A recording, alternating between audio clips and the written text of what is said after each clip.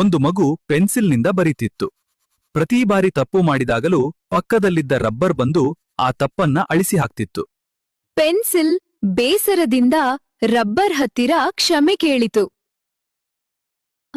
ನನ್ನ ತಪ್ಪುಗಳನ್ನ ತಿದ್ದಲು ಹೋಗಿ ನೀನು ಪ್ರತಿದಿನ ಸವೆದು ಸಣ್ಣದಾಗ್ತಿದ್ಯಾ? ನಿನಗೆ ನೋವಾಗ್ತಿಲ್ವೇ? ರಬ್ಬರ್ ನಗುನಗುತ್ತಾ ಹೇಳಿತು, ನಾನು ಸವೆದರೂ ಪರವಾಗಿಲ್ಲ, ನೀನು ಸುಂದರವಾದ ಅಕ್ಷರಗಳನ್ನು ಬರೆದರೆ ಸಾಕು. ದಿನಗಳು ಕಳೆದವು.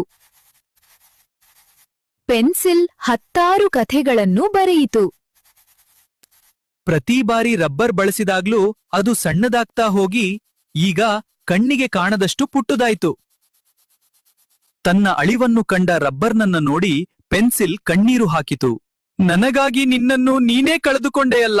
ರಬ್ಬರ್ ಕೊನೆಯದಾಗಿ ಹೇಳಿತು, ದುಃಖಿಸ್ಬೇಡ, ನಾನಿಲ್ಲದಿದ್ರೂ ನೀನು ಬರೆಯೋದನ್ನು ನಿಲ್ಲಿಸ್ಬೇಡ.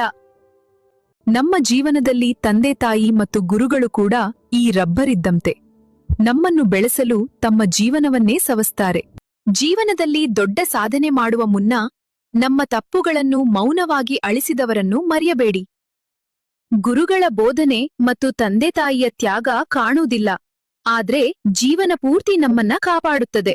ಜೀವನದ ಪುಸ್ತಕದಲ್ಲಿ ಅವರ ಹೆಸರುಗಳು ಶೀರ್ಷಿಕೆಯಲ್ಲಿ ಇಲ್ಲದಿದ್ದರೂ ಅವರು ಇಲ್ಲದೆ ಒಂದು ಪುಟವೂ ಪೂರ್ಣವಾಗದು.